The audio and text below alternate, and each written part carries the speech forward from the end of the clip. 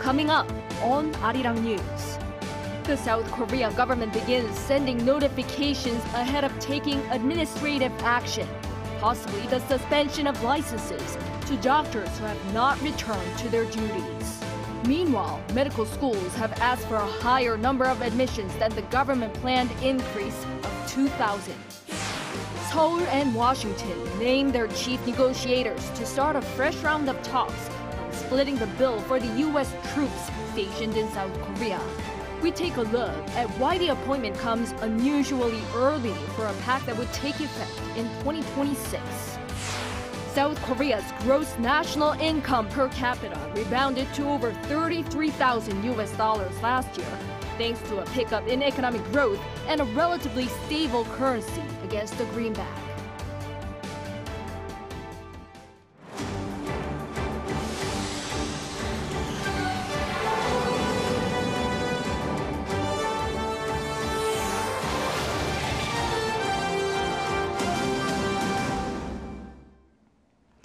Good evening. It's 9 p.m. here in Seoul. Thank you for joining us on Arirang News. We start with South Korea proceeding with legal action against the doctors still on a mass walkout. After inspections at hospitals, the government began sending notifications to doctors who had not resumed work ahead of suspending their licenses. Meanwhile, medical schools have asked for a higher number of admissions than the government-planned increase of 2,000. Kim Bo-kyung leads us off. The government gave out warnings that license suspensions would be imminent for the trainee doctors who had not returned to work. The health ministry began on-site investigations at major hospitals on Monday to see how many doctors have defied the government's return to work orders. As of 8 p.m. Monday, more than 90% of resident doctors, some 8,900, were still absent from their posts nationwide. 50 major hospitals out of 100 have already been checked in person, with the remaining 50 inspected on Tuesday.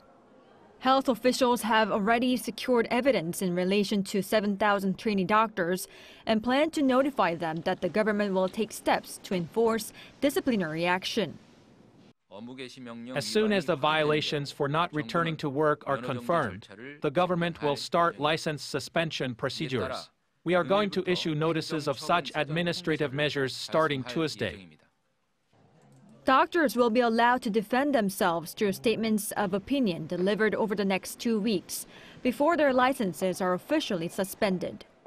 The health ministry is also mulling over whether to file a criminal complaint with the police against some junior doctors who led the massive walkout, but the exact details have not yet been decided.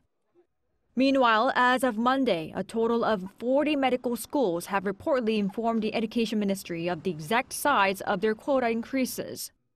They've asked for an increase of 3,401 students. 930 slots have been requested by 13 schools in Seoul and the surrounding areas, 2,471 elsewhere across the country. This number is much higher than the government-planned increase of 2,000 and what was detailed in the surveys the universities had submitted last year. The government said it would promptly allocate students to each school accordingly, saying that such a high figure shows regional med schools' strong will to strengthen regional and essential medical services. Kim Bo-kyung, Arirang News. Shifting gears. Seoul and Washington have named their chief negotiators to start a fresh round of talks on splitting the bill for the U.S. troops stationed in South Korea. Our Bae-eun-ji takes a look at why the appointment comes unusually early for a pact that would take effect in 2026. South Korea has appointed a veteran diplomat as the chief negotiator for a new round of talks on defense cost sharing with the U.S. Lee Tae-woo, who previously served as the consul general in Sydney, will lead the country's delegation consisting of relevant authorities from the ministries of Foreign Affairs, Defense, and Finance.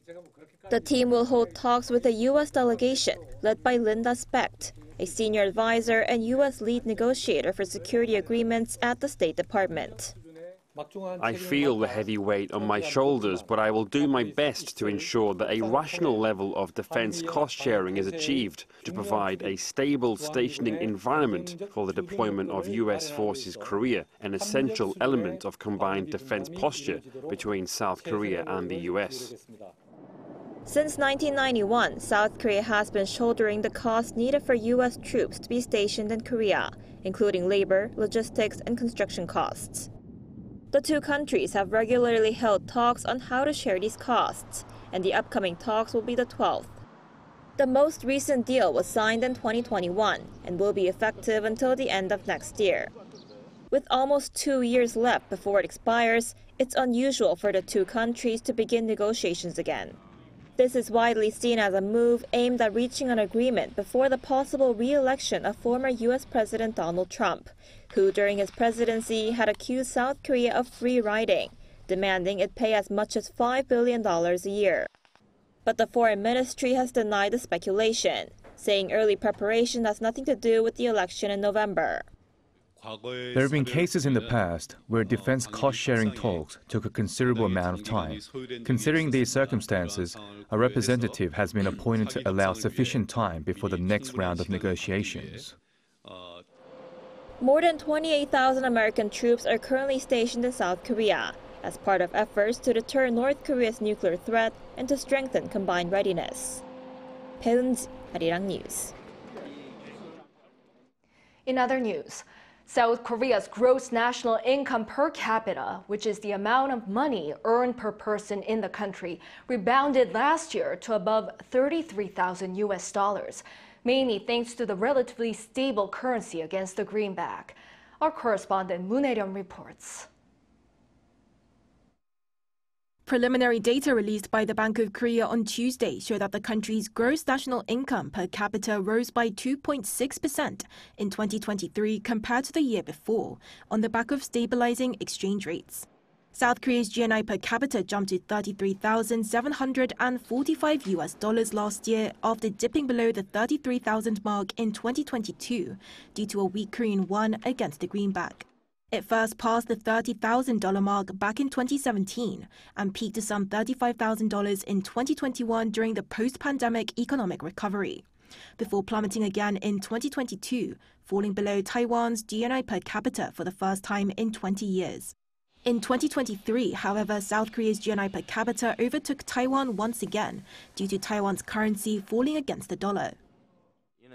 Taiwan's nominal GNI increased by 3.9%, almost the same as Korea's. US dollar exchange rate rose against the local currency by 1.1% last year, but by 4.5% against the Taiwan dollar. Meanwhile, gross domestic product, which doesn't include overseas earnings, increased by 1.4% on year. The data is unchanged from the central bank's earlier estimate in January and marks the slowest growth seen in 3 years. It's nearly half that of the 2.6% on-year growth recorded in 2022. The central bank mostly attributed the sluggish growth to weak private consumption, which rose by only 1.8% on-year. Small increases in government spending and exports also contributed to the stunted growth, rising by 1.3% and 3.1% on-year respectively. In the fourth quarter last year, South Korea's economy grew by 0.6% on-quarter, posting quarterly growth for the fourth consecutive quarter. This is also in line with the BOK's previous estimate.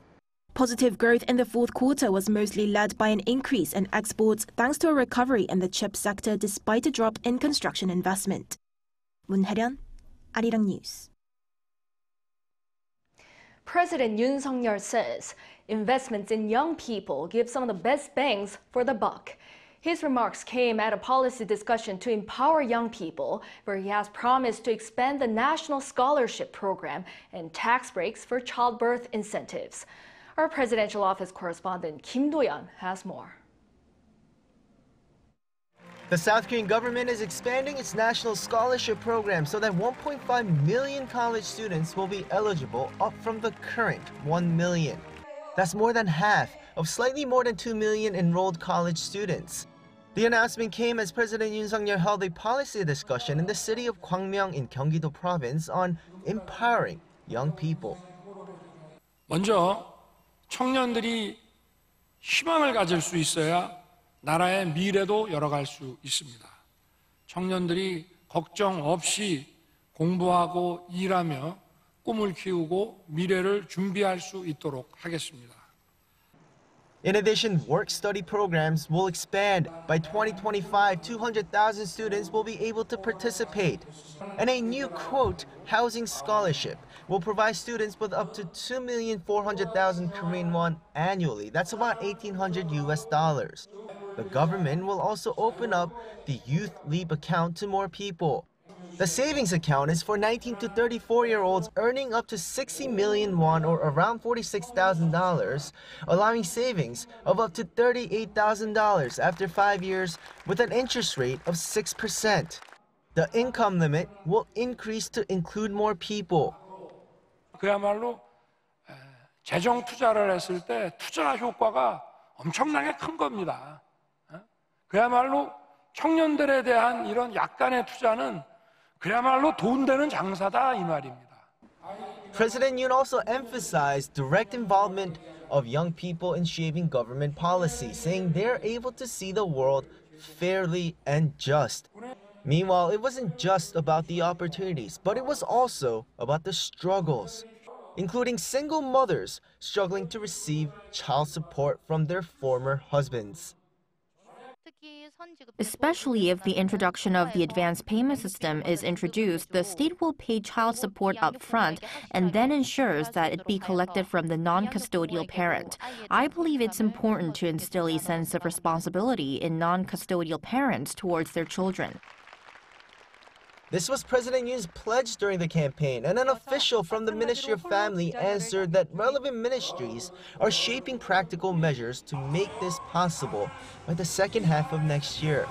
Also at the discussion, the government announced that it will not be taxing the childbirth incentives being given by private companies. This is an ongoing effort by the private sector to tackle the current low birth rate. Kim Do-yeon, Arirang News. South Korea's associate membership in Horizon Europe, the European Union's framework program for research and innovation, is imminent. That's according to Park Sang-wook, the president's first senior secretary for science and technology. He told reporters today that former negotiations are drawing to a close, and Minister of Science and ICT Lee Jong-ho will announce the new associate membership in Brussels later this month. This would facilitate collaborative research between South Korea and EU member states, especially in addressing global challenges. Meanwhile, the government is also set to increase its support of what it calls innovation-leading R&D projects using artificial intelligence, especially in the fields of biotechnology and semiconductors.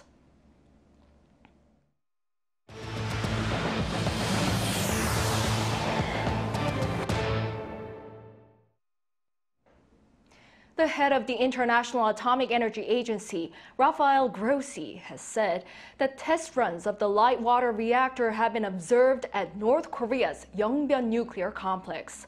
In a statement on Tuesday, the IAEA's Director General said a discharge of warm water has been spotted coming from the light water reactor's cooling system, adding that it indicates test runs. The reactor has long been suspected as a facility for North Korea to increase its production of nuclear materials used to make warheads. He stressed that any operations at the Yongbyon nuclear complex would be a violation of UN Security Council resolutions. The United Nations has appointed its new resident coordinator to North Korea, which Pyongyang has approved. The regime is opening its doors to the UN as well as Western diplomats, possibly to diversify its diplomatic contact channels. Our North Korean affairs correspondent Kim Jong-sil explains what could be behind Pyongyang's motivation. After a long period of isolation due to the COVID-19 pandemic, North Korea is finally allowing the UN to send a resident coordinator back to Pyongyang. On Friday, United Nations Secretary-General Antonio Guterres appointed Joe Colombano of Italy as a resident coordinator to the DPRK. Pyongyang has already approved this, and Colombano, who is working remotely from UN offices in Bangkok, is expected to head to the north shortly. The decision to open its doors to the UN came alongside North Korea's recent attempts to welcome Western diplomats. Early last week, the Chinese embassy in Pyongyang announced that a German diplomat in charge of East Asia affairs visited the North. This was the first time for a Western diplomat to visit Pyongyang since the North closed its borders due to the pandemic. Such an isolationary measure saw most diplomats return to their home countries. North Korea's recent moves were noticed by the South Korean government. A senior official from the Unification Ministry told reporters on Tuesday that Seoul welcomes actions by the reclusive regime to open its doors to Western countries. Because until now, Pyongyang has been heightening exchanges with only a handful of countries, including Russia and China, isolating itself from the rest of the world. Professor Park Won-gon of Ewha Women's University says Pyongyang has clear intentions behind its recent moves. In the international community, consider North Korea is a rogue and pariah state. So that's why they are trying to open up and more actively engage with the world. And at the same time, this kind of activity means that it can a little bit undermine the South Korea, US, and Japan, the cooperation. Professor Park added South Korea's recent establishment of diplomatic ties with Cuba may also have had some kind of impact on Pyongyang's actions to expand its diplomatic channels. Kim Jung-sil, Arirang News.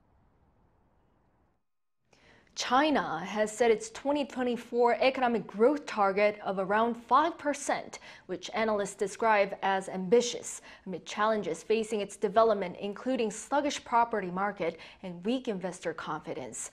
Jung Eun-ju has the details. China has announced an ambitious 2024 economic growth target of around 5%, in line with analysts' expectations, while promising steps to transform the country's development model and defuse risks fueled by bankrupt property developers and structural imbalances. Chinese Premier Li Qiang delivered his government work report on Tuesday at the annual meeting of the National People's Congress, the country's annual parliamentary gathering. Li spoke of the challenges while citing the global economy and regional tensions as hurdles for China's recovery, as well as domestic issues such as low consumer demand in a challenging labor market. There was no timeline or concrete details for the structural changes China intends to implement. The 5% target is in line with last year's goal, which was notably restrained as China emerged from 3 years of strict zero-COVID measures, which impacted the economy. According to official statistics, China's GDP grew by 5.2% in 2023. But independent economists estimate that the actual growth rate to be lower.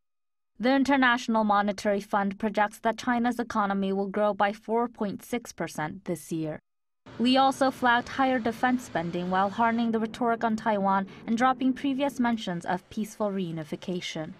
Budgetary plans included an increase in defense spending by 7.2% this year, similar to 2023. Li acknowledged the targets would not be easy and said that high-quality development remained the priority. Investors are closely watching this year's meetings, known as the two sessions, of the National People's Congress and the Chinese People's Political Consultative Conference, for clues on how President Xi Jinping plans to tackle the slowing economy. A spokesperson for the NPC revealed on Monday that Li would not give a press conference at the end of this meeting in a break with precedent. Jung Eun-ju, Arirang News. France has set in stone women's right to an abortion in its constitution, becoming the first country to do so. Lee Seung-jae reports. The French Parliament on Monday approved a constitutional amendment that stipulates women's freedom to have an abortion, making France the first country in the world to do so. Parliamentarians voted on the constitutional amendment at the Palace of Versailles, passing it with an overwhelming support of 780 in favor and 72 against. The French Constitution will now guarantee a woman's freedom to voluntarily terminate a pregnancy. France's decision to make abortion a constitutional right is in stark contrast to the situation in the United States and an ongoing movement there to roll back abortion rights. In 2022, the U.S. Supreme Court abolished the landmark Roe v. Wade decision, which allowed abortions at up to 24 weeks of pregnancy, effectively banning abortion in the country. While several other countries around the world have included reproductive rights in their constitutions, France is the first to explicitly state that an abortion will be guaranteed as a right. Polls showed around 85% of the public supported amending the constitution to protect the right to an abortion in a country where abortion has been legal since 1975.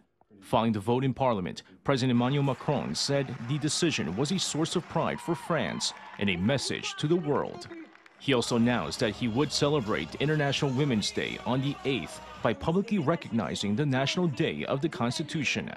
The decision was met with cheers from abortion rights supporters, while the Eiffel Tower was lit up, displaying a message translating as "My body, my choice."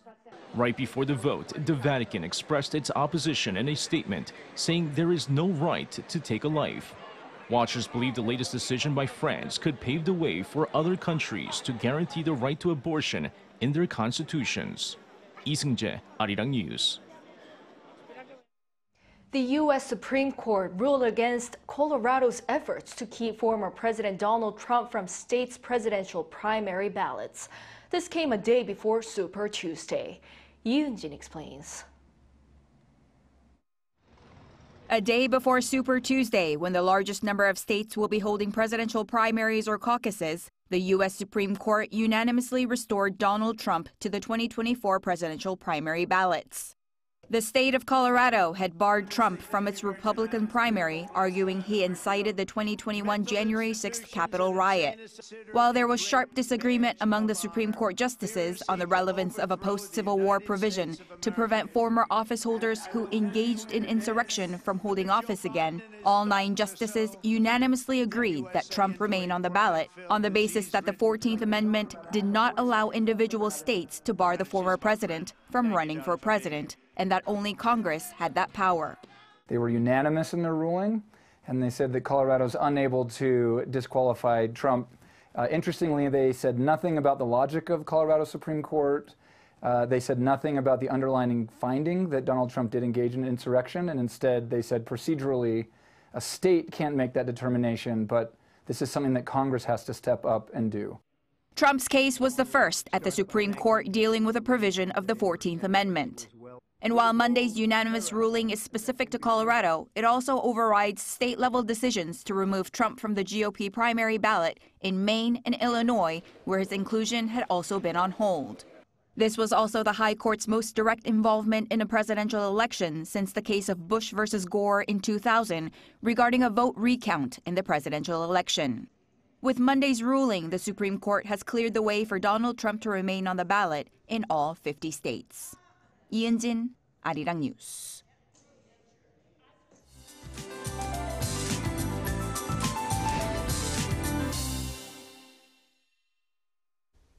Spring rain is falling across many areas of the country. Seoul is expected to have a small amount, but there's a heavy snow advisory issued for the mountainous areas of Gangwon-do Province. Snow has already begun to fall there in high mountainous areas in the south with low temperatures.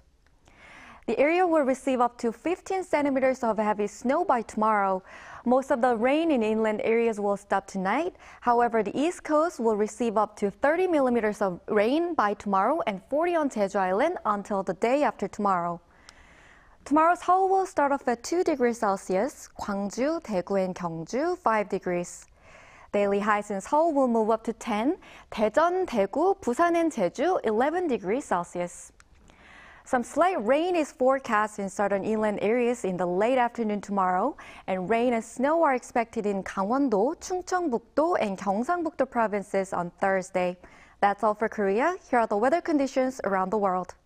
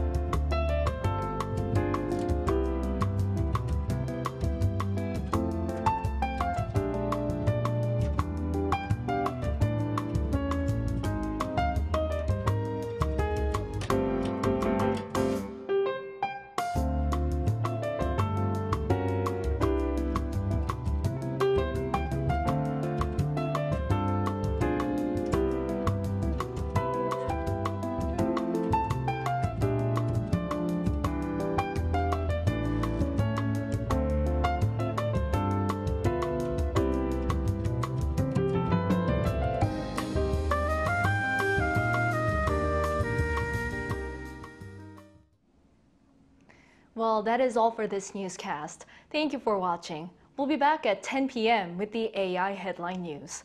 Good night.